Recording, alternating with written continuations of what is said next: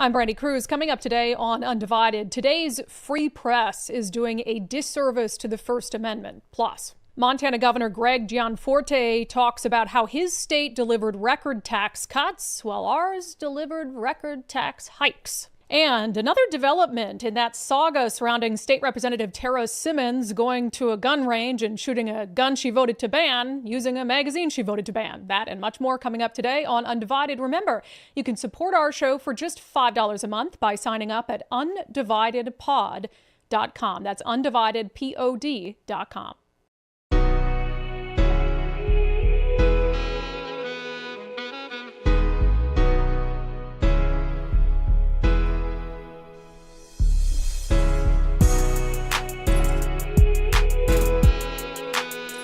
Hello, and welcome to Undivided. Thank you for being here. Thank you so much for your commitment to giving common sense a comeback. I'm Brandi Kruse. I feel like now it should be painfully obvious why we're doing all this.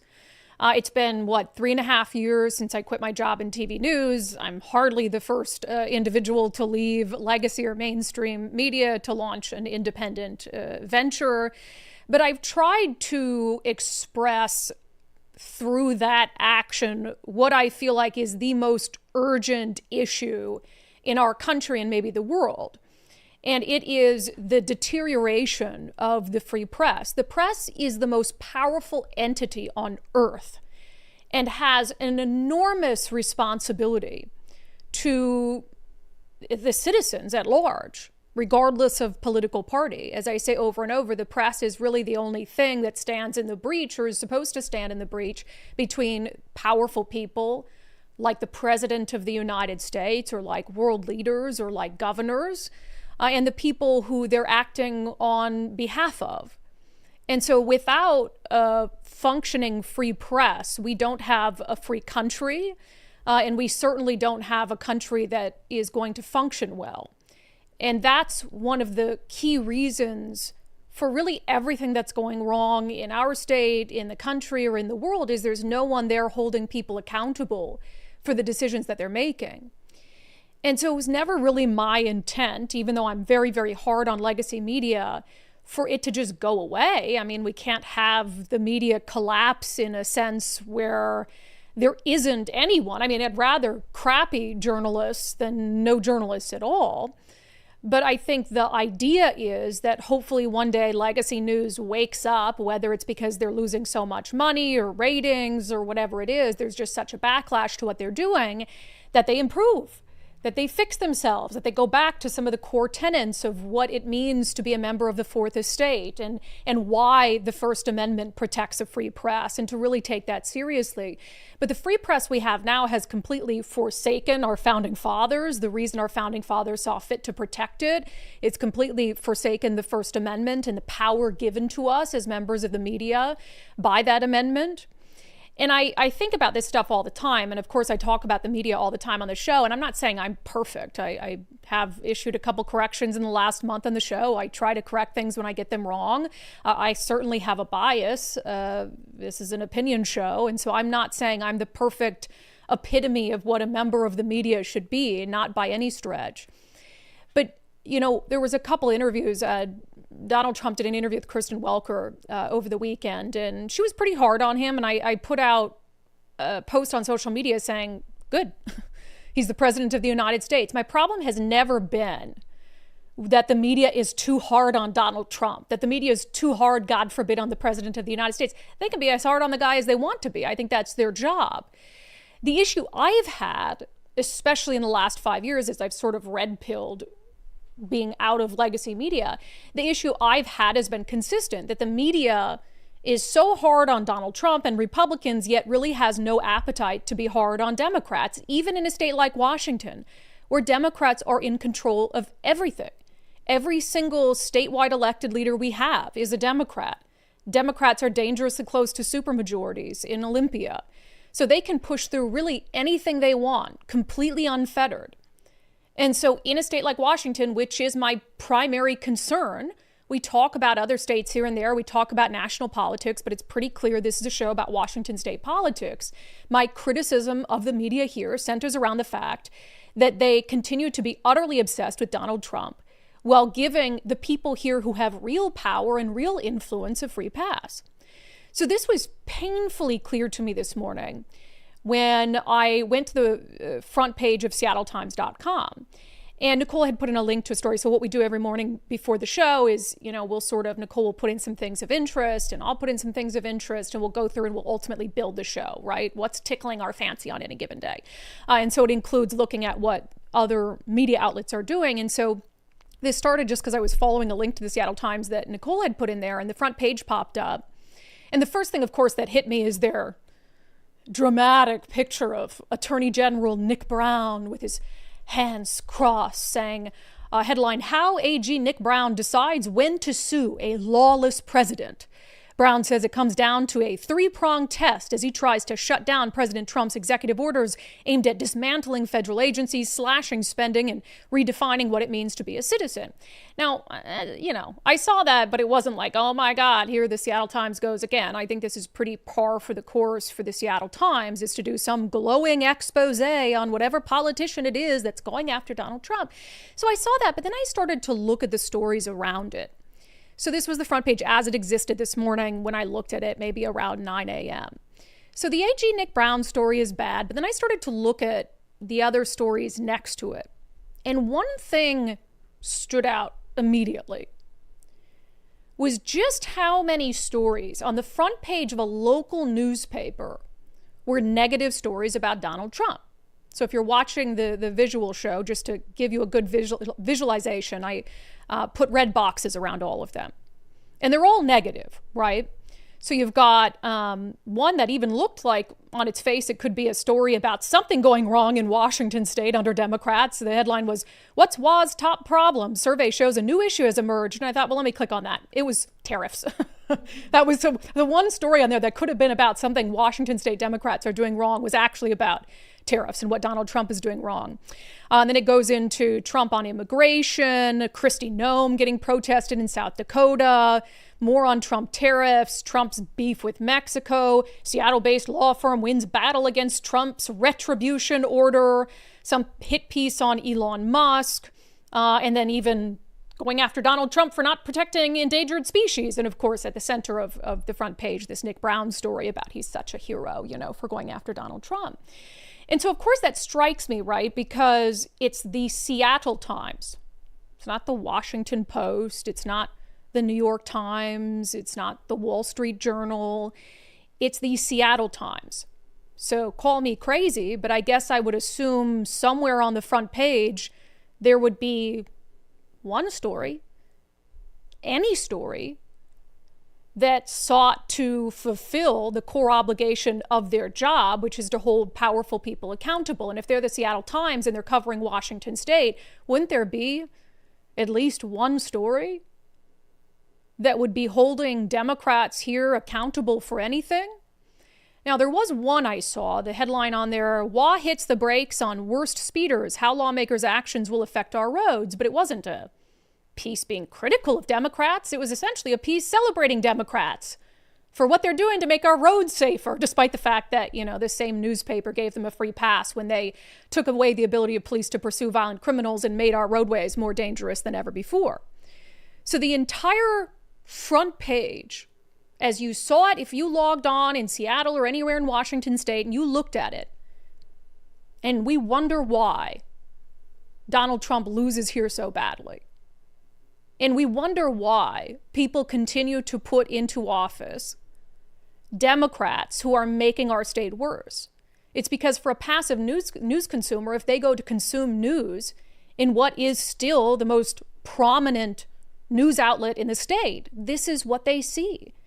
They see a celebration, heroism of an elected leader in our state, not criticism of what he's doing, but holding him up as this beacon of hope of the fight against the Trump administration. Then everything from tariffs to endangered species and immigration, Trump is just bad, bad, bad.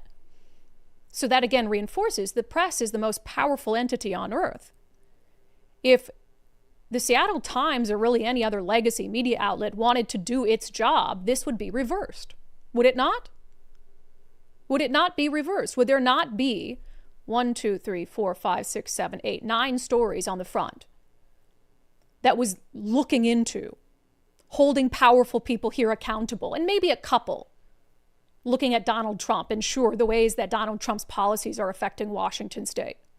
It would be the opposite. There is no shortage of news outlets in the United States holding Donald Trump accountable for what he's doing. As they should. I don't care. I don't want Donald Trump to be coddled. If I've ever given the impression that Donald Trump needs to be coddled, forgive me.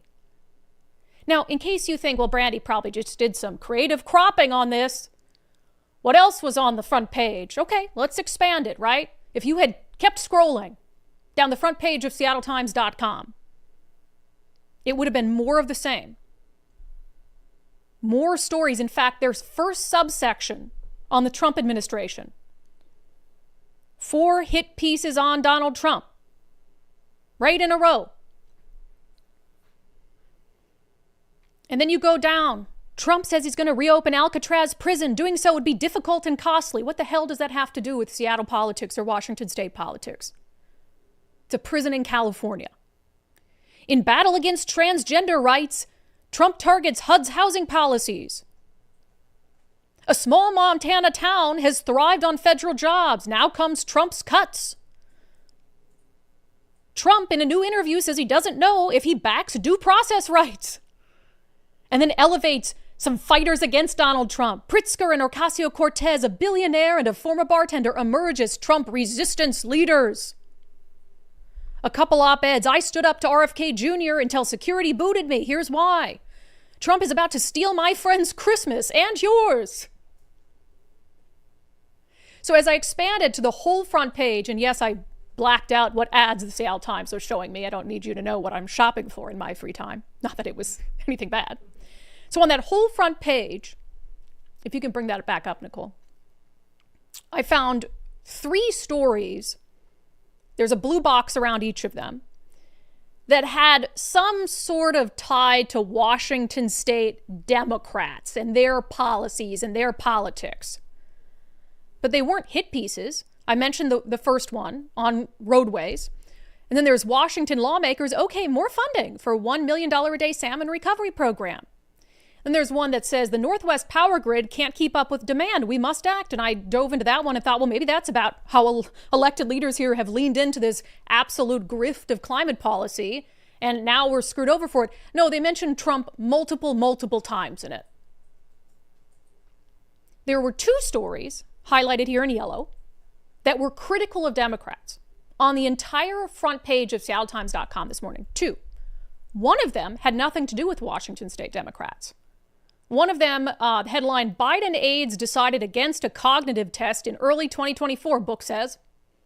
Probably a piece they got from a wire service or something. So on the entire front page of the Seattle Times, the still most important and most read news entity in the entire state of Washington, there is one story critical of Washington state Democrats, and it's an opinion piece.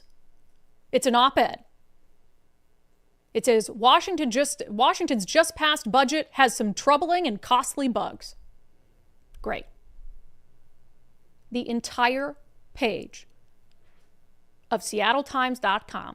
You scroll to the very bottom and you look at the bottom right underneath the ads, and you would have spotted this one opinion piece, the one thing on the entire page after a legislative session where they just pushed through an insane amount of crazy policies, including an illegal reparations law.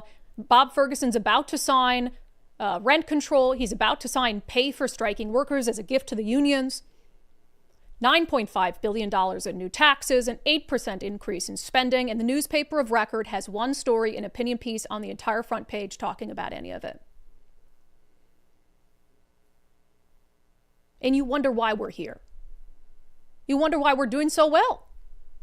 There's a reason a show like ours can exist, and why it's the only, we don't even have to have another job. This is what we get to do full time. It's because enough people have noticed what I just pointed out about the legacy media and about how they pretend to be one thing while doing something completely different. And that is being a mouthpiece for the very people who they're supposed to be holding accountable. And that's all they are. And what I'd say about that one piece, one entire piece, Whole front page, opinion piece from Kate Riley in the opinion section. That same editorial board member was part of the board that endorsed all of the politicians who were in charge of the budget they're now criticizing. So they keep helping put these people back in office, and then they'll throw in an occasional piece being critical of them so they can say they're fair and balanced. Now, if the Seattle Times wants to come out and just say, hey, we're going to go the way of the stranger and we're going to be a cheerleading team for the party in power and we're just going to be an anti-Trump publication, fine, do what you want to do. I don't care. But you can't continue to hold yourself up as the newspaper of record where you still say, under the banner of the Seattle Times, let's see if it's there today. Hold on, because this just cracks me up. If I could type. They always say in the edition of the paper when you get it. Do you know what it says? Winner of Pulitzer Prizes, right? They're so proud of that. When you click on it, take a look. How many Pulitzer Prizes do the Seattle Times have right now? Winner of 11 Pulitzer Prizes, independent and locally owned for more than 128 years. Good for you. Good for you. Did no one at the Seattle Times look at the front page of seattletimes.com and ask themselves, are we doing our duty to the public? Are we doing our duty to the people we serve? Are we doing justice to the First Amendment, to the Fourth Estate, to the free press, and to the fact that our founding fathers knew it was so important for us to stand in the breach against politicians and people in power? I guarantee if you showed that front page to every single employee of the Seattle Times who works in the news division, they would say yes, that they're doing their duty because they're holding Orange Man bad accountable. And they wouldn't see any problem in the world with continuing to let off the hook the people who are in charge of our state's downfall. And that is exactly what's wrong. Any problem you have, any gripe you have with politics in the state of Washington, with politics in the United States, is at its core the fault of the media. Truly. If you're mad about Donald Trump being in office, you don't like Donald Trump, why do you think Donald Trump was elected in the first place? I've already said I don't think Donald Trump's, when he came down the escalator at that time, his campaign shouldn't have had a chance in the world. Now, I've since voted for him. But at the time, the reason why Donald Trump's campaign took off is the media ate it up. Wall to wall. Everything dumb he said and did. Oh, it's on the news. Great ratings. This is perfect. For the first time ever, we're going to take all these campaign speeches unfettered. No commercials. And they turned around and like, oh my God, he got elected. Yeah, because you gave him billions of dollars worth of free advertising for a year and a half straight. And then there's a story nationally that feeds into this a little bit. So he promised to do this. He came out and he did. Donald Trump, as an executive order from the White House, ends the taxpayer subsidization of biased media. So it said President Donald Trump signed an executive order ending the taxpayer subsidies for National Public Radio and the Public Broadcasting Service, so NPR and PBS. So what does that look like? It says NPR and PBS receive tens of millions of dollars in taxpayer funds each year, primarily from the Corporation for Public Broadcasting. The order ceases federal funding to NPR and PBS to the maximum extent allowed by law.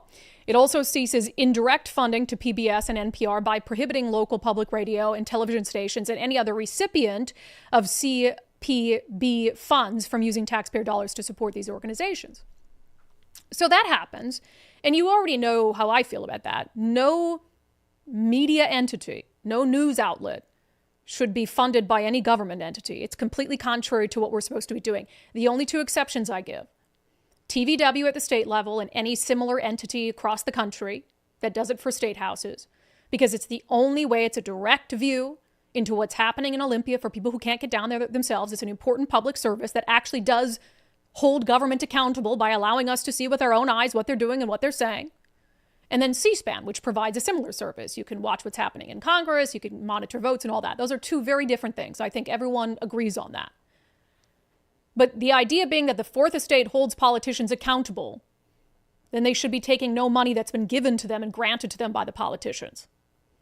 And we see that at the federal level. That makes no sense. At the state level, they're trying to pass tax breaks for media outlets. They're funding journalism fellows to go turn around and cover them in Olympia. how can you trust that those people are going to be able to do their jobs? Because if they're too critical and that funding goes away next year, they know that. So there's always going to be that thing in the back of their boss's mind saying, hey, that person is, giving us a couple $1 million a year. Let's not be too hasty here.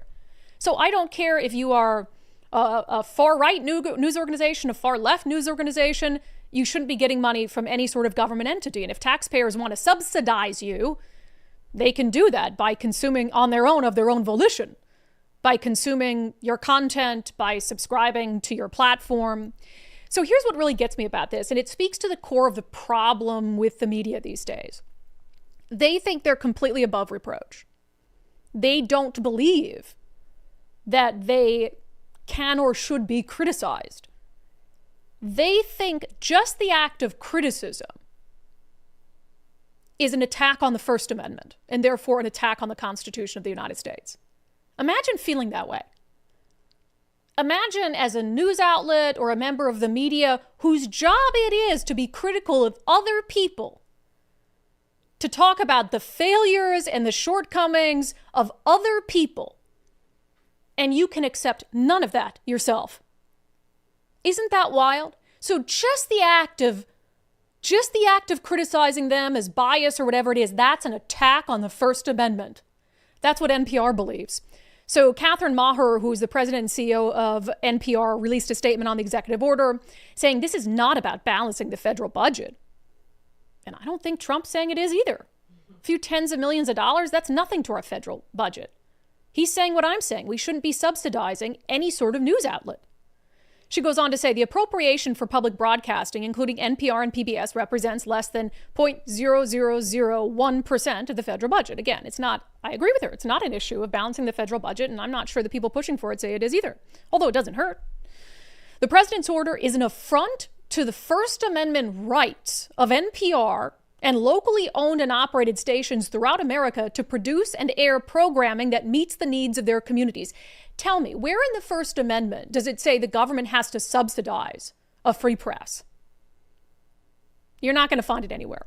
So how in the world can not giving you free money taken from taxpayers be an affront to the First Amendment rights of NPR?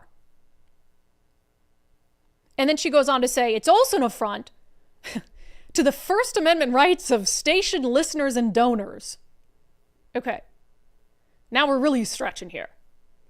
Who support independent news and information. Although federal funding is an essential aspect of public media, significant financial support comes from listeners, underwriters, and philanthropic grants. Okay, rely on them. You're already saying that mostly you do your job through philanthropic organizations, through listeners and viewers who fund your work, much like we do, through subscribers. So how is it not only an affront to your First Amendment rights to not be subsidized by the government, but it's also an affront to the First Amendment rights of your viewers and listeners and donors to not be subsidized by the government? Makes no sense in the world. Absolutely no sense in the world.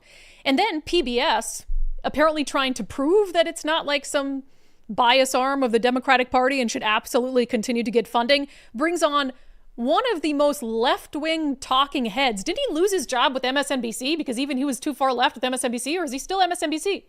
Jonathan Capehart, maybe he is now, like an MSNBC contributor, as left-wing as it gets, as TDS anti-Trump as it gets. That's the person who they bring on PBS to make the argument that it somehow violates the First Amendment to take money away from PBS. It is a fundamental attack on our Constitution, on the foundation of this country. People need to understand and remember there is only one profession that is protected in the Constitution, and it is the free press. It is the press. And why? Because the founders understood that the survival of a democracy depends on an informed citizenry. And the citizenry can only be informed by a press that can report and report on the affairs of the republic free and unfettered. Oh, we have important work to do. We have to report on the affairs of the republic free and unfettered. It's critical stuff we're doing. Let's check in on the critical work that NPR and PBS are doing, shall we? Which skin color emoji should you use? The answer can be more complex than you think. Manny loves cayenne, plus 5 facts about queer animals for Valentine's Day. A trans teenager and her mom reflect on Nebraska restricting gender-affirming care. Masturbation abstinence is popular online. Doctors and therapists are really worried. Etc., etc., etc. Editor's note. This story quotes the U.S. Declaration of Independence, a document that contains offensive language about Native Americans, including a racial slur. Yeah, really reporting on the affairs of the Republic there. But again, it doesn't matter. It wouldn't matter even if PBS and NPR were doing fair and balanced journalism that I found valuable, that any of you found valuable, that the American populace, even if there was a poll done and the American populace 99.9% said yes, NPR and PBS are fair and balanced, they still don't deserve and should not want, that's critical, should not want money from the government. The government that they are supposed to be holding accountable, which is, of course, just money taken from taxpayers to be used as the government sees fit. And as they've now done, this is exactly what they should do. NPR is now out with these ads. You'll probably see them popping up. I saw one on my Facebook timeline. Not sure why the Facebook algorithm would feed me an ad from NPR begging for money, but here we are. The public media is under threat, these ads say. Millions depend on the NPR network every day. Silencing journalism is one way to silence truth and erode the power of the people. Okay. But how are they silencing you by taking away your federal subsidies? As you're pointing out here, when I click on it, it takes me to my local KUOW, KNKX, where you can make a donation. And that's perfectly fine. And I'm sure that this week they will collect a ton of donations. Using that anti-Trump animus, oh, we're under attack from Donald Trump. And I'm sure they can make up the difference in the federal funds just like that. And that's exactly how it should be done. I don't care. If you want to give your money, if you want to give your life savings to NPR, by all means. But I don't want to give my money to NPR. I don't want to give my money to PBS. That's my First Amendment right, right? To not give my money to a news organization that I don't trust or believe in. But that's exactly what's happening right now, is I'm being forced by the federal government to subsidize what really are just two platforms of the left. And I have a problem with that, just as I would having my money subsidize any media outlet, right or left. And it's not an attack on the First Amendment. If you can't survive without federal funds as a news organization, you're doing something wrong.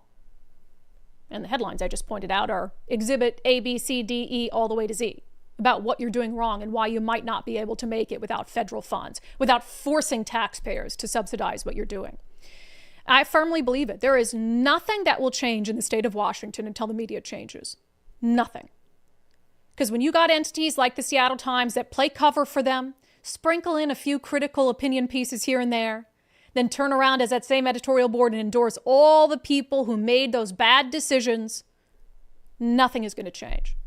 Until the media landscape changes, either the legacy media finds a way, a miracle, a little introspection, can look in a mirror and say, we're not doing what we should be doing. We are squandering the power and the influence that we have in this country. The free press is a gift, and we should be using it to be critical of Donald Trump, to be critical of Bob Ferguson, to be critical of anyone who's making decisions that impact the lives of the people who we serve and who view our content, who listen to our content, who read our content. So absent some sort of miraculous come to Jesus moment about how far they've fallen, it's going to fall on all of you to make decisions about who you support financially, who you don't support financially, who you help by giving a click here and there, jacking up their numbers, turning on the TV, giving them a rating, a view. You have to stop it all, and people have to wake up and realize that these outlets are not serving their best interests. And when they're so far fallen financially than other entities who are up to the task, who haven't forsaken the First Amendment, can step in and fill the void. Wild stuff. Coming up next on Sundays with Subscribers, Montana Governor Greg Gianforte joined us to talk about how he delivered record tax cuts to his citizens. We'll play a clip from that interview coming up. First, if you're thinking about selling your home at some point this year, your very first call should be to Wes Jones with sellwithwes.com.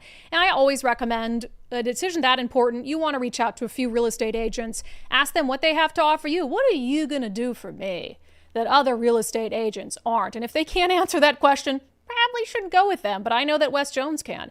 He's going to talk to you about their Listing Boost concierge service, where they can come in, help take care of any cosmetic upgrades that might need to be made to your home to make sure it sells for top dollar. You can even pay for it at closing, which I think is a really cool service. He'll give you a free market analysis in the way that only Wes Jones can. He's been doing this for a long time. He's been through the market ups and downs. He knows what buyers want at any given moment, and he knows how to deliver it. So reach out to a few. Ask them what they can do for you. If they don't have a good answer, then send them packing and reach out to sellwithwes.com. Sellwithwes.com. It is simply a better way to sell your home. They take all the stress out of the process. Well, I can't say all the stress. I think there's always going to be some stress when you sell your home. But to the extent possible, Wes Jones is going to be by your side every step of the way, trying to absorb some of the stress out of that process so that you can move on with your life, because isn't that what selling our homes are all about? Maybe you're moving to Idaho, or maybe you're moving to Montana. And if you are, then you are paying lower taxes than ever before in that state. Because in both Idaho and Montana, the governors, while our state was delivering the largest tax increases in state history to the tune of $9.5 billion, the governor of Idaho, Brad Little, and the governor of Montana, Governor Greg Gianforte, were signing into law the largest tax cuts in their state's history. And I got to say, it's a little bit infuriating.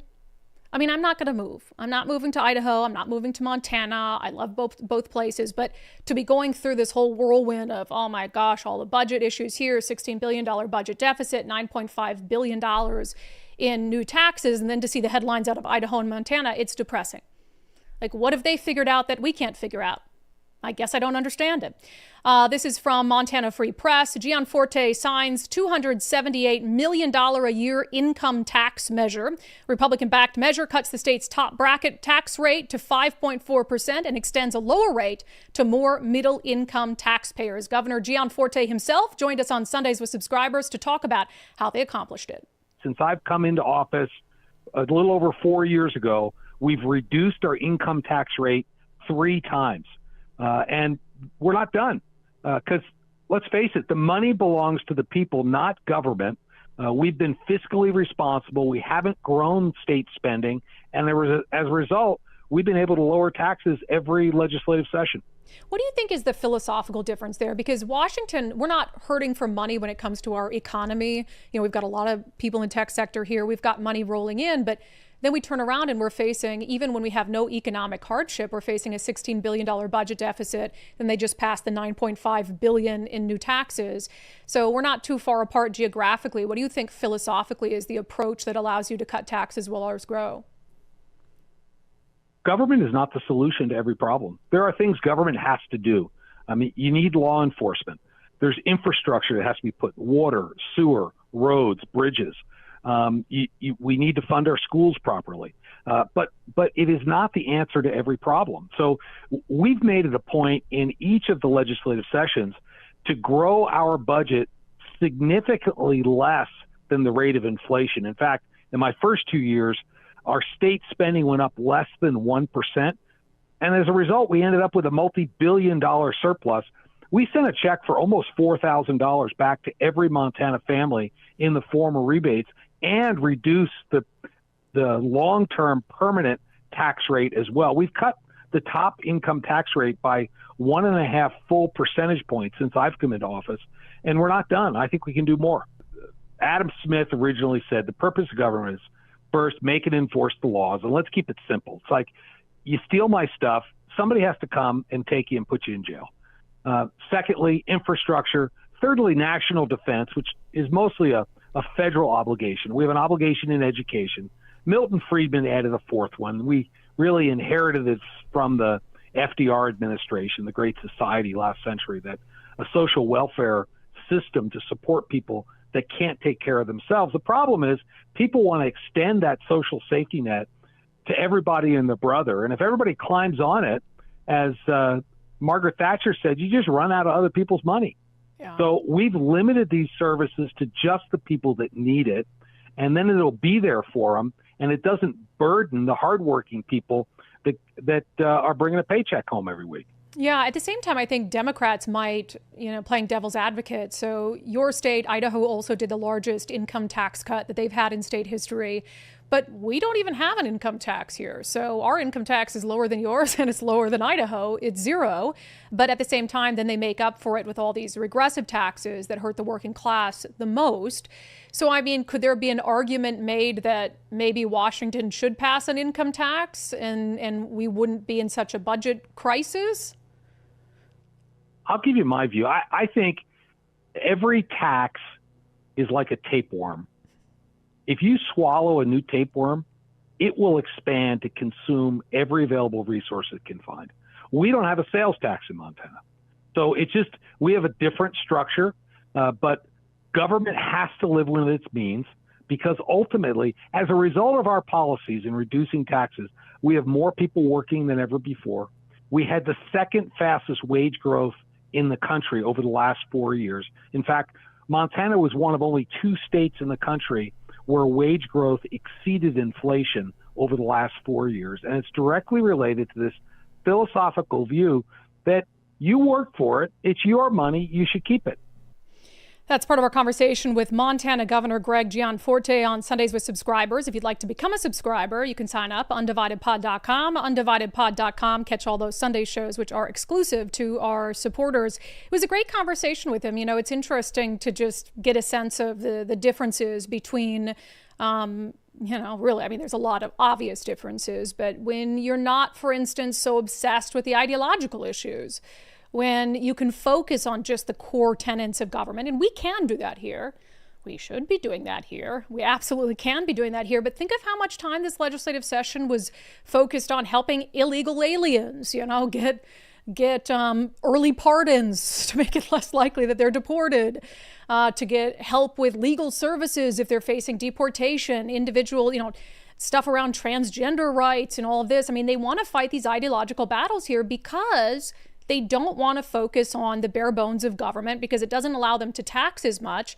And because I think then they have to come face to face with some of their failures on the budget front. And, the core things that government should be concerned about: public safety, worse off than it's ever been before; schools, worse off than they've ever been before; transportation. I mean, all of these areas where they should be having a singular focus, they're failing. And so leaning into these ideological issues, I think, gives them an avenue where they can still appear as champions and do-gooders while they do bad in so many other places. So it really is just a philosophical difference. But it was also interesting.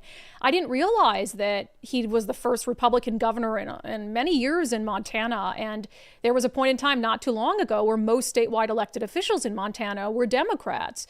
And so they've seen this real change where now I think of Montana, I think red, red, red. And that's just hasn't been the case. And they have some blue pockets. We talked about this too. They have some blue pockets, certainly in Montana, where some of these culture war issues pop up from time to time. But to be able to focus on just what government should be delivering, not what people want maybe from the government, has allowed them to make a tax cut there that's going to be pretty significant for their citizens. So a little bit jealous.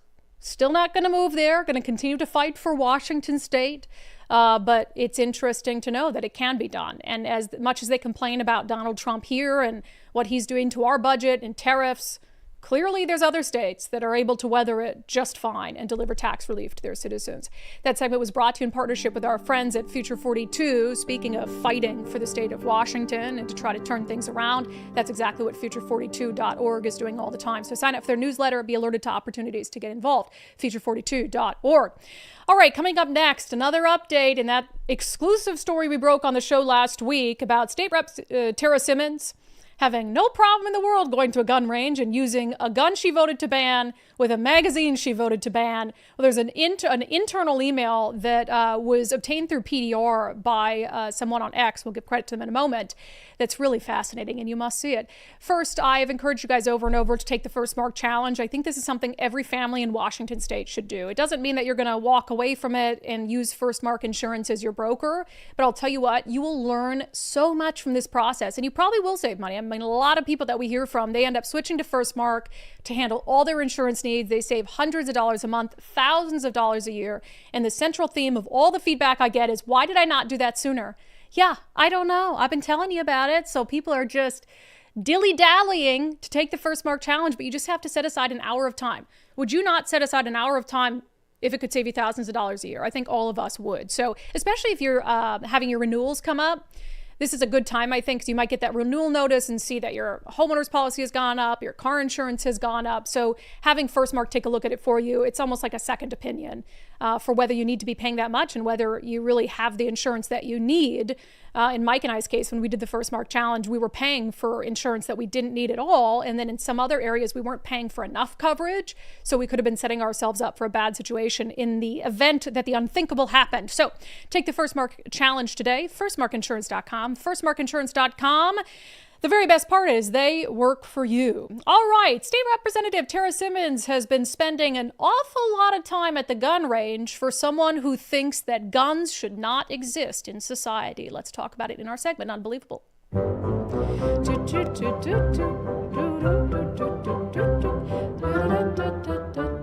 Boop. Okay, for those who didn't see our segment on the show last week, it was an Undivided exclusive, although I have to give some credit to our friends at Outlaw Radio Network in Kitsap County because they alerted me to the existence of these pictures. So State Representative Tarra Simmons, we talk about on the show a lot, very pro-criminal, maybe because she spent time in prison herself. So she posted a picture on her Facebook page of her at a gun range.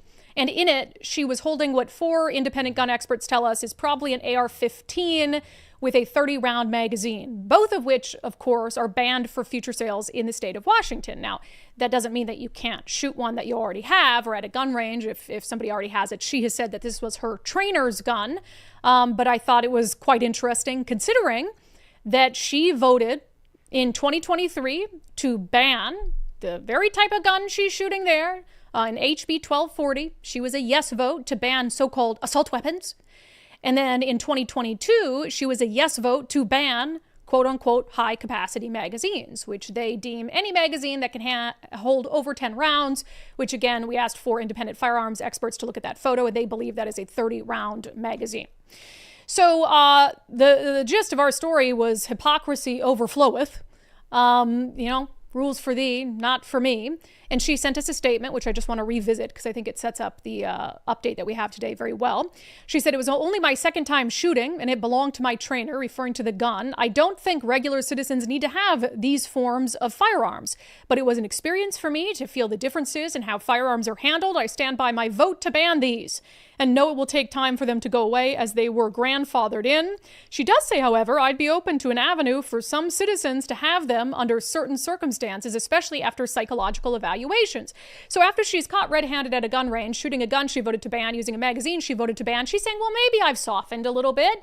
Maybe I do think that citizens should have these assault rifles under certain, her words, certain circumstances, like if they undergo a psychological evaluation, which is very interesting because our friend at Watchdog Washington on X, go follow him. I think he had to get a new account. It used to be Michael Easton, and then X, for some reason, banned him. So now he's at Watchdog Wa, a good account. He does a bunch of public records things. He immediately sent me an email that he got in a public records dump, and he'd had it, and he went back and found it after we did this story, where Representative Tarra Simmons, this is in 2023, she is emailing the Speaker of the House and some of her Democratic colleagues, and she says, "I am not opposed to responsible gun legislation. I want all guns gone in our society. I want all guns gone in our society." She goes on to say, "I simply don't want my people to be at risk of further criminalization for innocent conduct or to have less opportunity for employment and housing." That's weird.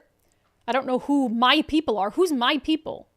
like former felons, convicted felons, because she got her record expunged, by the way, and her firearms rights restored, which convenient, based on a bill that she helped get passed in the legislature, also convenient. So here she is trying to give us this statement that she's softened and all this. So you're telling me that you went from not wanting any guns in our society at all to now all of a sudden taking firearms training lessons at a course to learn how to, in your words, defend yourself as a woman, using a gun you just voted to ban in a magazine you just voted to ban after telling your fellow Democrats that you want all guns gone in our society. But again, I go back, Nicole, you go to that first picture, her Facebook post. Kind of sad that single women need to learn how to protect themselves these days. So you're at the gun range to learn how to protect yourself. So you believe, obviously, that a firearm is necessary as a single woman to protect yourself. But you also are passing laws that make it harder to do so and say you want all guns gone from society, which means that single women could not use guns to protect themselves. I don't know what's going on in her head. She is all over the place. All over the place. Guns are bad. No guns in society. Oh, I guess maybe you should be able to have an assault weapon, but only if you undergo a psychological evaluation. I don't think you should be able to use these guns, but I'm going to use these guns for self-defense. You don't need guns for self-defense, but I'm using a gun for self-defense to protect myself as a single woman. All over the place. Makes me seriously question her capability of being someone who makes laws in the state of Washington. If you're all over the place like that on an issue this important. And it also just shows, to me, I bet you, because she was a felon, she got her record expunged, and she said her firearms rights were restored in 2023. So I bet you that these are the only 2 times that she's used a gun. And she clearly knew nothing about guns. Nothing at all. When she went to pass laws that would impact your ability to use a gun. And that's true for so many Democrats.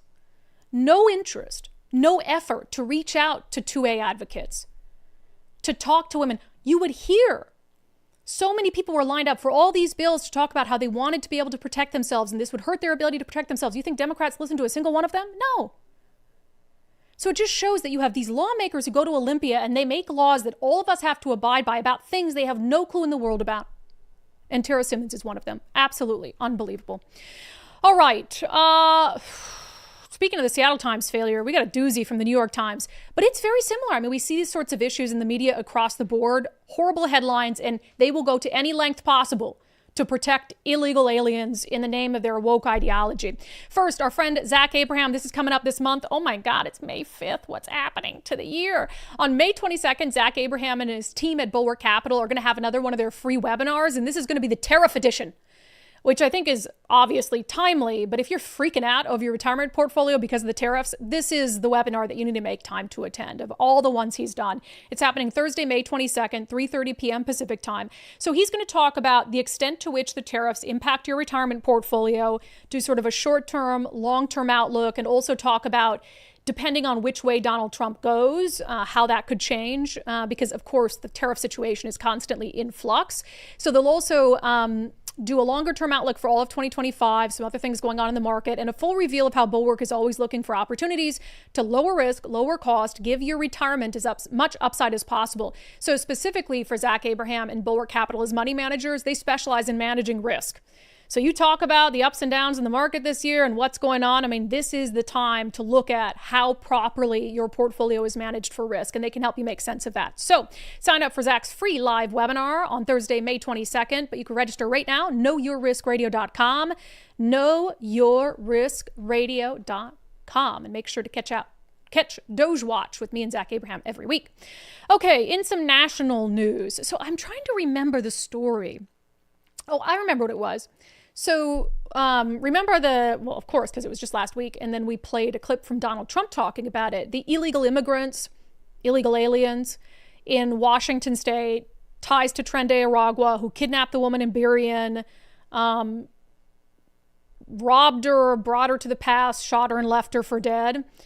And I had talked about, it was a story broken by the Post-Millennial, the fact that they were illegal and they had ties to Trende Aragua, which ICE Seattle put out there publicly for everyone.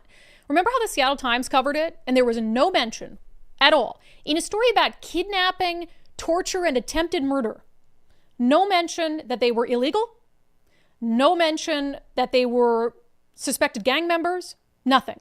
And I said, who's the media covering for? Are you covering for the people who aren't legally in this country, who are suspected gang members, and who are brutalizing a person who's an innocent? It's so strange. Well, this is even worse than that. This is even worse than that. So that's like a horrible crime, right? Kidnapping, torture, attempted murder. That's like as bad as it gets what happened to that woman in Burien. Even Donald Trump talked about it. But if possible, this story is even worse, and the New York Times does the same thing. So this is the headline. Police arrest a man they say abused a corpse on the R train. A Brooklyn man has been charged with first-degree rape after police say he violated the body of a dead man on the R train. The man, who police identified as Felix Rojas, 44, charged with first-degree rape. I mean, doesn't get much worse than that. Violating a corpse for sexual gratification. It says the man who died had boarded the train earlier that evening. He died of natural causes. After seeing the man's immobile body, Mr. Rojas rummaged through the dead man's pockets and had sex with the body. They then say he fled the train. They go on to say Mr. Rojas did not have a criminal history and was not listed on the state sex offender registry. Angie Sophiticus, 77, who lives in a building next door to Mr. Rojas, said she recognized him as a man who worked doing maintenance on the building. She said Mr. Rojas was part of a church-going family with 3 children who lived on her street for several years until he moved out about a year ago. So in a very in-depth New York Times article, they refer to him only as a Brooklyn man, say his name and age, and talk to a former neighbor who characterized him as a church-going man with 3 children who did maintenance on the building. But of course, he's in the country illegally. And the New York Times knows that. They know it. That's the extent to which they're willing to cover up for illegal aliens, to try to dismantle Donald Trump's narrative that some of them pose a danger to our communities, to try to undercut the narrative that they should be deported. To what? Just in the name of, oh, we feel bad for illegals? The guy raped a corpse. A man died of natural causes on a train. And he had sex with his body. And it's in the interest of the New York Times I'm sorry, this is grotesque, I apologize, but it's in the interest of the New York Times to not only ignore the fact that he shouldn't be in this country to begin with, but to go to great lengths to paint him as a church-going man with a family and kids. Hard worker. That's sick. That's sick stuff. And again, another example of how sorry the state of the media is in this country. Disgusting, genuinely. All right, we got to talk about this John Fetterman thing. I guess it's the theme of the show is the media sucks. Is that the theme of the show? Media sucks and the Democrats are pissing me off. Yeah. Left and right. Fair analysis. Thank you. Yeah. What were we doing pre-show? Hi, Nicole. What were we doing pre-show? I said I'm going to destroy the Seattle Times today. She said, fair. Yeah. I was like, okay, thanks for your feedback. Well deserved. Yeah, fair. So, of course, John Fetterman got the Joe Biden treatment for a long time. So Joe Biden was in clear mental decline, and John Fetterman, without a doubt, when he was running for Senate, was in a horrible state mentally because he'd had a recent, what was the brain aneurysm? I think it was. Stroke, I believe. Stroke, something like that. And it was very clear he was grasping for words. I mean, anyone who cared to be honest about it would have said that John Fetterman, probably when he ran for Senate, was not fit to be doing so. It's clear he's improved dramatically. And not just because all of a sudden he's coming out and, defending Israel and saying what needs to be said about Hamas and Palestine, but it is very clear, any issue aside, that his mental faculties have improved significantly. But that didn't stop, Democrats at the time, similar to how they did Joe Biden. Oh, Joe Biden's fine. He's sharp as a tack. And then after he stepped down, that was the right thing to do. He was clearly losing it when there was nothing else politically, no reason politically for them to not be truthful. And so now what's interesting, with John Fetterman, something very different is happening. So the Democrats, of course, covered for John Fetterman during the Senate run at a time when they clearly should not have, all for the sake of politics. But now, John Fetterman's staff and Democrats, now they're worried about his mental state. Gee, could it be that he's taken the side of Republicans on some things? He's not the senator who you wanted him to be. So now you're going to raise the issue of his mental acuity? It is so transparent. So there was a profile on John Fetterman in New York Magazine. It has a couple pictures of him. It says, John Fetterman insists he's in good health, but staffers past and present say they no longer recognize the man they once knew. Okay. We're going to go through quite a bit of this because it's shocking to me the extent to which Democrats are obviously very shameless about this. It's obviously an effort to sort of undercut him because he's not being a good, obedient Democrat, but that the press just plays into it. So they go back to the time in 2023 when he's running. It says when John Fetterman, then he was elected, when John Fetterman was released from Walter Reed Hospital in March of 2023, Adam Gentleson, then his chief of staff, was proud of his boss for seeking help for what the senator's office and his doctors had said was a case of clinical depression. But a year after his release from the hospital, Fetterman's behavior had so alarmed Gentleson that he resigned his position. In May of 2024, he wrote an urgent letter to David Williamson, the medical director of the Traumatic Brain Injury and Neuropsychiatry Unit at Walter Reed. I think John is on a bad trajectory, and I'm really worried about him. He was concerned Fetterman won't be with us for much longer. Interesting. So you've got this situation where they all cover for John Fetterman when he's clearly at his lowest. Then he takes office, and it seems pretty apparent that his cognitive state is improving. Yet now this is when his staff gets worried about him. So follow along with this. So the email from the chief of staff was 1,600 words long. It came with the subject line concerns. And it contained a list of them, from the seemingly mundane, he eats fast food multiple times a day, to the scary, we do not know if he's taking his meds and his behavior frequently suggests he is not. It said he had conspiratorial thinking.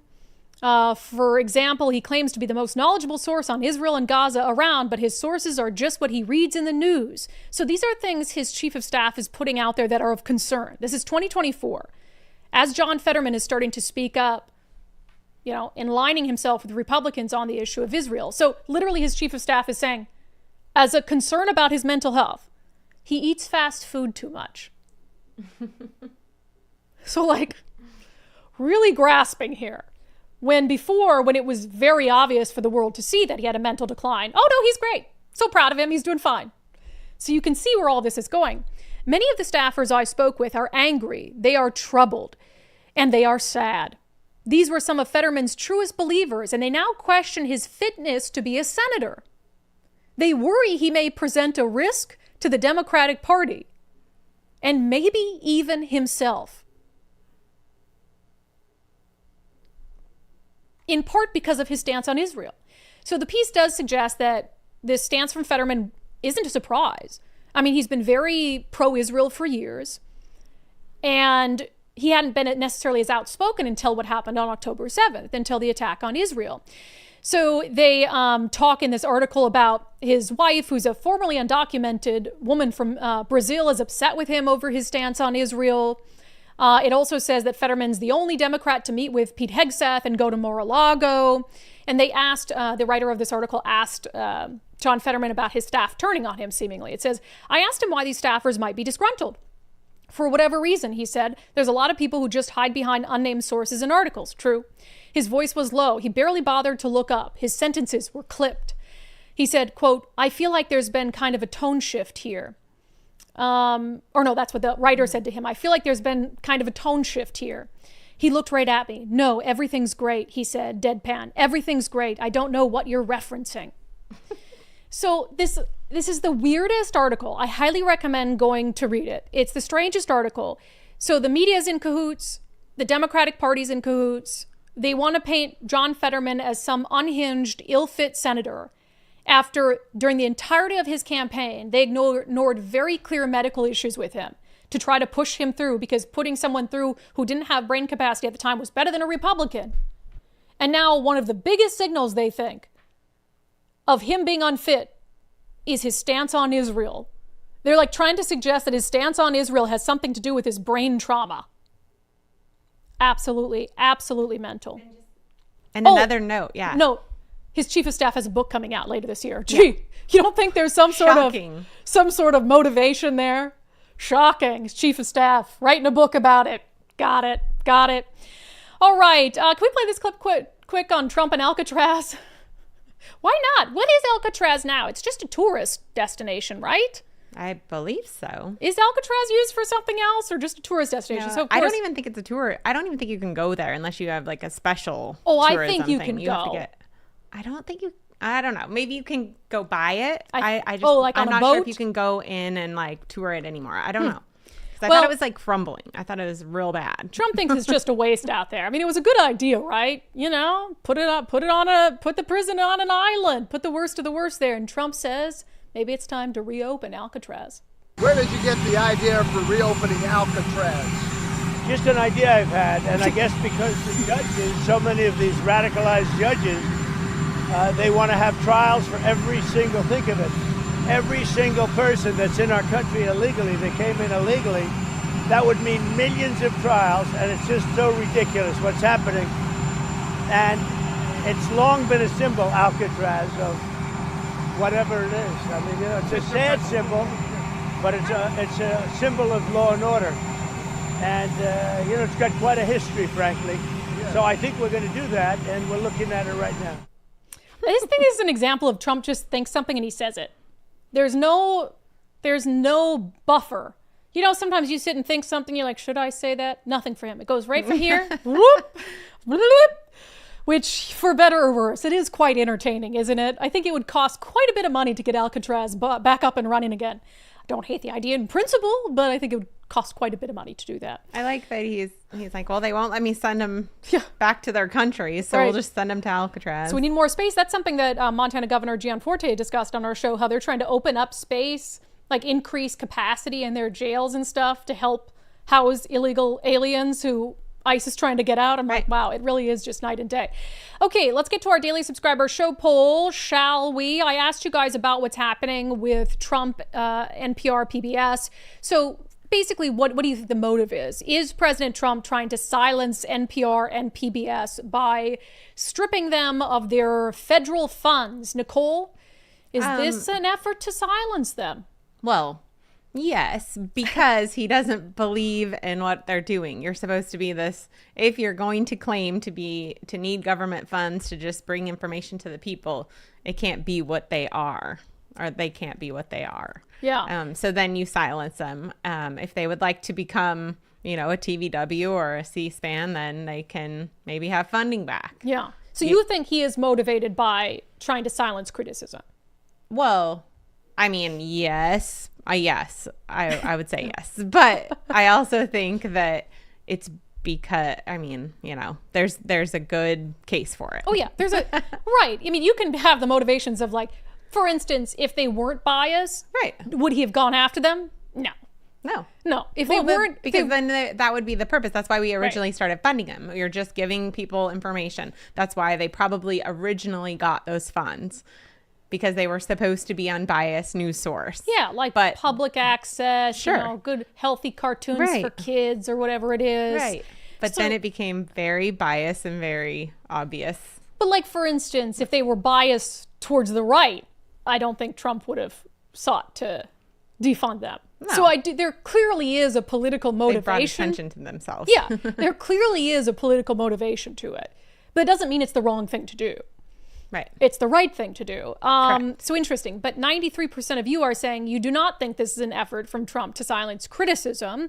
Kathleen says, really? I think, yeah. They say no? Yeah. People. Kathleen says, I think he's trying to unburden the taxpayers from funding slanted news stories, which is kind of a political motivation, right? But it's the right thing to do. Big Swan, no, they have identified more wasteful spending and they're putting an end to it. Are you receiving public money? The answer is no. Are any conservative programs receiving money? None should, nor should opinionated groups like NPR and PBS. Let them continue to beg for handouts from their faithful listeners, just as you do. Do I beg for handouts? We're not begging for handouts. $5 a month is not a handout for this exceptional show.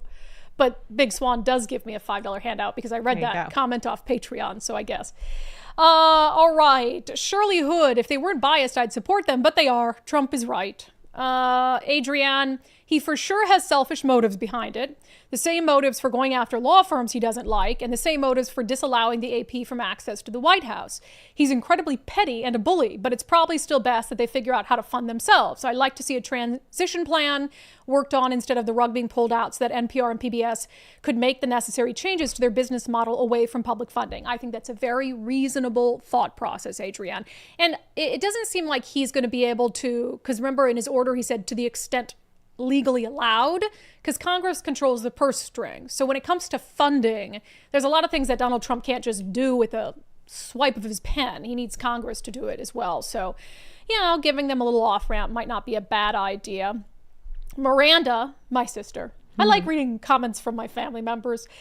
I do sometimes think that even if there is a semi-valid reason, once you're on Trump's shit list, you're not coming off of it. Has anyone come off his shit list? Vance. Maybe Marco Rubio. Maybe and Vance. Yeah, because didn't he used to have, what was his nickname for Marco Rubio? Little Marco or something? Oh, yeah. Wasn't it something about his height?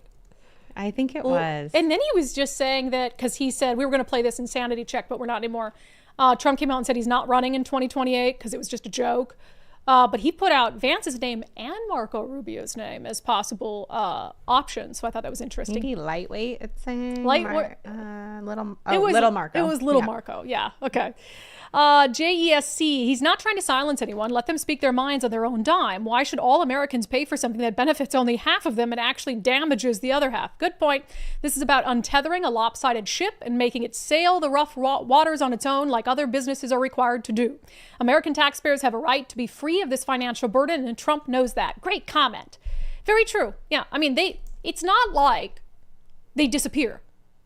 Even as they've said, it accounts for a tiny, tiny portion of their overall funding. So they can make up for it. They'll probably make up for it this week with their, oh, woe is us, Donald Trump's attacking us, appeals for money. So, if they were going away, if that was the only source of their funding, it might be a different conversation, but they're not going away. And I think that's important to know. I also, Nicole, I thought you would like this one. I did a little Facebook post this morning. Mm-hmm. Ole! Cinco de Mayo. Right. That's why I wore this bright shirt. I thought it reminded me of sort of the little flags that, it's kind of see-through though, so I won't get up too high. It's got all these holes in it. I just have a bra under it, so it's a little see-through, so I'm just going to hide. Very colorful. Mm-hmm. I asked on Facebook, I said, Happy Cinco de Mayo, best Mexican food in Washington State. Tag them and I'll give them a shout out on today's show. You love Mexican food. That's your jam. That is You get my jam. Nicole, for as skinny as she is, you get her around a bowl of chips. She's like a It's the salsa. fat kid with cake. It's true, but I break the chips into like 4 pieces Yeah. so I can scoop the Just the salsa. And as much Nicole as I makes the can. best. Honestly, best Mexican food in Washington State is Nicole's breakfast burritos and her salsa, as long as she doesn't make it too spicy. Yeah, maybe like Slamming- 1 or 2 of it. Slamming breakfast burritos. Okay, so I thought I'd read a few. Why not help out some local businesses for free? You know what my favorite was that no longer exists, and it's so sad to me, is Mama's. Where in was that at? Seattle, in downtown Belltown. Okay. Oh, it was the best. It was, I mean, you walked in there and you got this bowl of salsa, and I'm sure that flies were flying around it, and who knows what was in it, but I don't care. So it was the good. best Mexican food in the city. I bet there will be lots of people that will agree with me. I don't know. We'll find out. Los Novios in Everett. My girlfriend is from Texas, and she says it is the best Mexican she's ever had. I'll be honest. The worst Mexican I've ever had was at a place in El Paso, Texas, when I was covering the border like 6-7 years ago. It was the one that was like, it was like coated with yellow cheese and just heavy. I like light Mexican food. So I don't know what like region that's from, but that was so bad. So Los Novios in Everett, if you're looking for some Cinco de Mayo food. Let's see, without a doubt, and we've tried many, El Torador in Redmond. That's a really good one. But I love. it's closing down next month. Oh, The brothers who own it are retiring. She said, get it while you can. Literally the best we've ever had. El Torador in Redmond.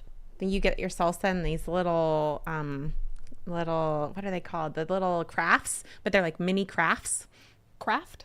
like across the, you get like, I don't know, lemonade or like the little jars that are usually large and you pour them out. Yeah. They're like mini, and that's what cute. they serve their salsa, and it's adorable. Well, I guess they're holding. That's so they're closing sad. down, We'll have to go. Let's see. Kevin says we had dinner at La Isabella in Tacoma. Best Mexican food I've had in a very long time. Their guava margaritas were out of this world. So a little guava margarita tonight at La Isabella in Tacoma. Ooh, Look, and margarita. I don't endorse these suggestions, okay? For all I know, it could be horrible. This is just the suggestions of our... If you get food poisoning, don't complain to us. You can't sue me. Mr. Jalapenos in Buckley. Shelly and Martin are the best, okay? Mr. Jalapenos. Okay. I want to give some locations here. Okay. We're doing some free advertising. Mi Pueblo in Lacey, everything is made fresh, okay?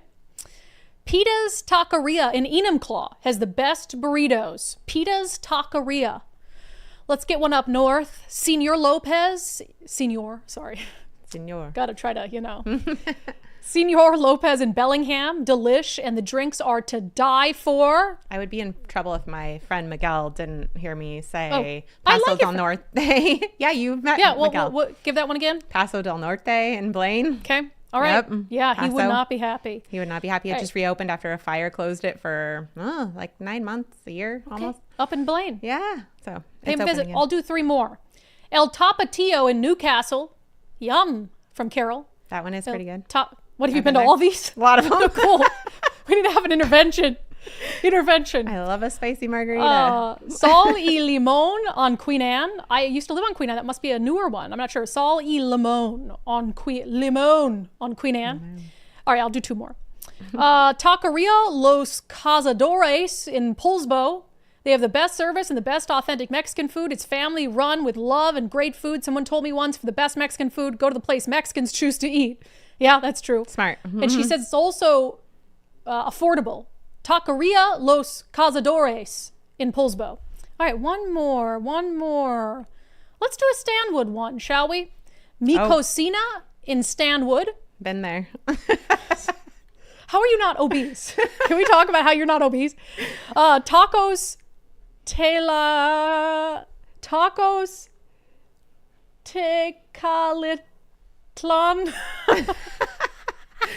in Burlington. I'm sorry, I don't know how to say that word.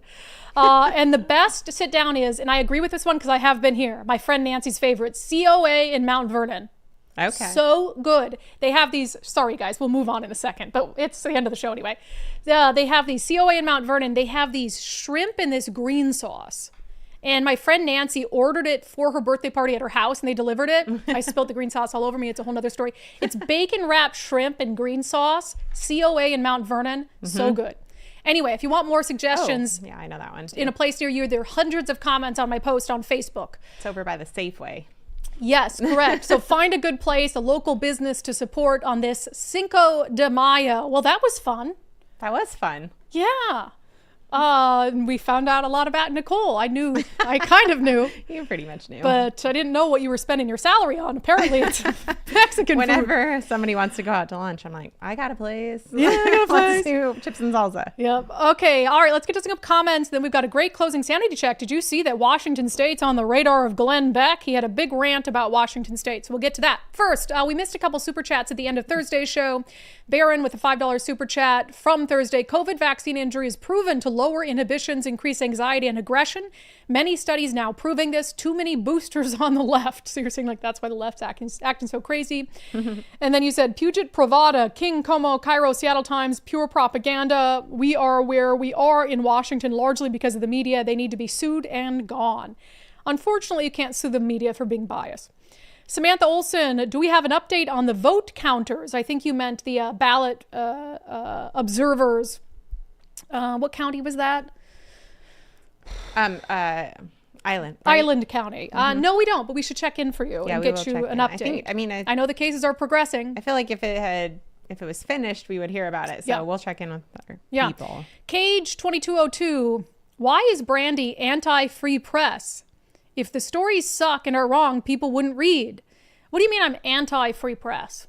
Well, I think what she's saying, you're going off on the Seattle Times, but if the stories suck and people wouldn't read it, yes, but people are being secretly manipulated. That's what we're saying, is you don't even know what you're reading is so biased because you're a casual news consumer. You know, if you're one of our listeners, you might be a little bit more than a casual news consumer, and you're getting things from different sources. But if you're just reading the Times every morning, you wouldn't realize how manipulated you are by it. Right. And I'm not saying they shouldn't exist. I'm criticizing them.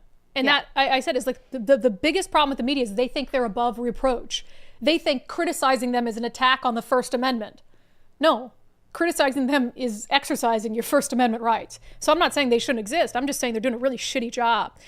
Luke Snyder, these Washington state Democrats will point the finger at Trump, but they won't take accountability for their overspending. Trump isn't the reason this state is being destroyed. It's the current local politicians taxing us into oblivion. Don't let the Democrats here gaslight you and blame Trump. This is their fault, 100%.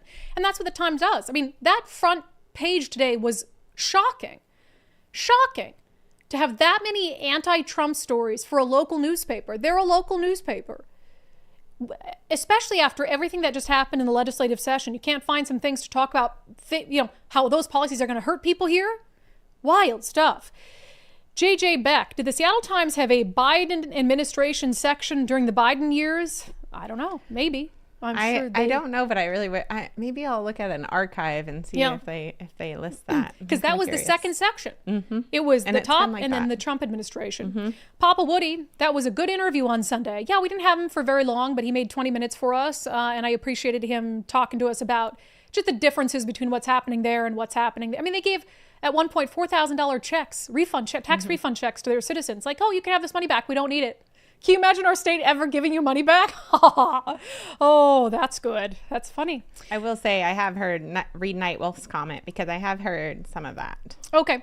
Nightwolf, in Montana, I heard the cost of living is so high that many middle class have been priced out of housing and now live and work out of their vehicles. Well, a lot of people are moving to Montana. Yeah, and I don't know if they live and work in their vehicles, but I assume maybe you'd have to if you go there and can't find a house. But I do know some people that moved there and they cannot find a house. They're renting right now, and they're in retirement age, and they sold everything, and they should be able to take what they sold and take that money and buy a house. And it is very difficult to find a house in Montana right now because there's a ton of people moving there, and so that obviously has its consequences. Like I asked him about the influx of Californians, and is he concerned that that's going to change their political makeup? And he said, well, the people who are moving here are conservatives who agree, most of them, with our way of life. So, but yeah, I mean, they're not going to be immune to, if you're a popular place where people want to move, what happens? Cost is going to go up, right? And it's going to become a very competitive market. Which is probably why he's able to make some cuts, because he's getting more people are moving there. You're getting more money tax revenue, more economic input into the state. Whereas Washington State, we're going to see capital flight because people don't want to start businesses here, and then they're going to have to increase our taxes because they're not getting as much money from the businesses. Which is what Seattle is seeing, and that's why they didn't meet their quotas. Yeah, and there is always consequences of doing well as a state. I mean, to act as if, the high rents in Seattle had nothing to do with Amazon's presence. I've never argued that.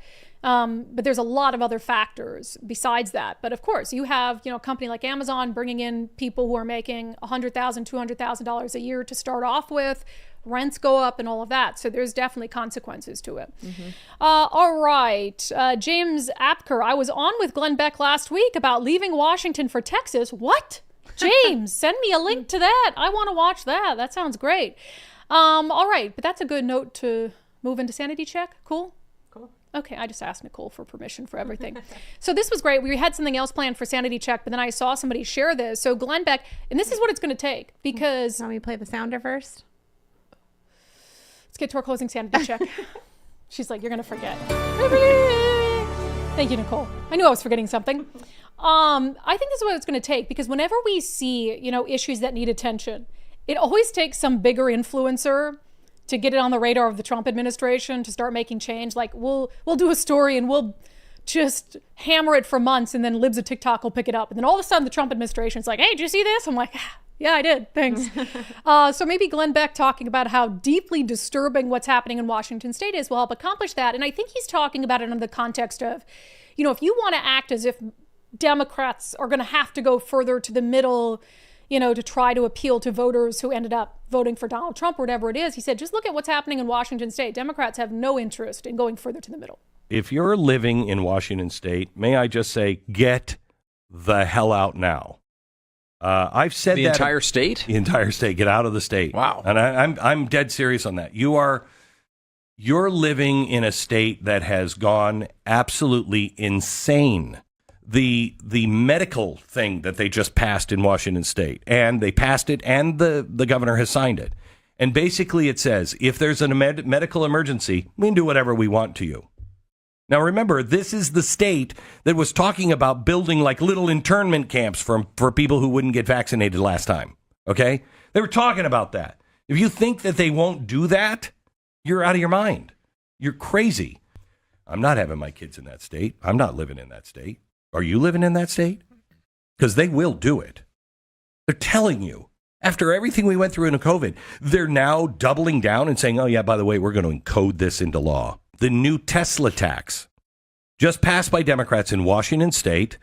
It cleared the House 52-45, supported solely by Democrats, and it's to address the state's budget deficit.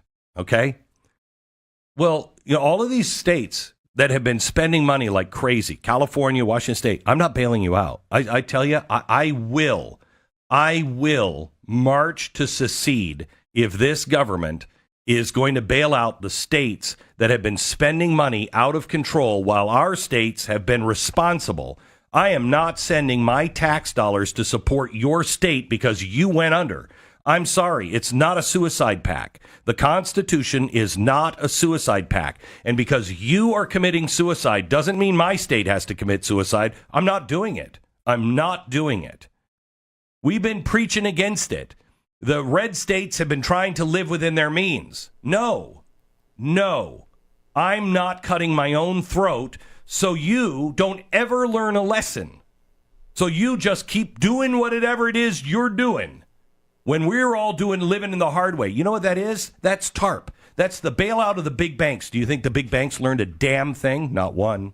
Not one. And that is why Donald Trump has got to win. He has got to get this to win. He's got to turn this thing around and turn it around quickly. He's got to break the back of this World Economic Forum, Great Reset, big bank bullcrap, all these he's got to break the back of that and reset it to an actual economy that runs with the people, not the big banks and the big businesses. Yeah, you hear that? Things are so bad in Washington State. If the federal government has to bail us out, Glenn Beck's going to march to secede from the union. And Nicole told me he's from Mount Vernon. I didn't know that. So maybe that's why he cares so much about the crazy happening here. But we need all the voices we can to raise awareness for the insanity in Washington State. And that's why we appreciate all of you so much. That has been today's episode of Undivided. Thank you so much for being here. A big thank you for your commitment to giving common sense a comeback. And a special, super special thank you on this Cinco de Mayo to all of our paid subscribers. Why are you laughing, Nicole? You could be spending that $5 a month on tacos, and instead you're making me hungry. You spend it on us, and we sure do appreciate it. Oh, actually, I brought us both a taco salad for today. Oh my God! You know I love that's my favorite food. I know. Thank you. Yeah, that is so nice, and I'm so hungry too. All right, gosh, what else? UndividedPod.com, UndividedPod.com. Just click on the banner that says support the show for $5, and it helps make the show possible. So we appreciate all of you very much. We will see you back here, same time, same place tomorrow.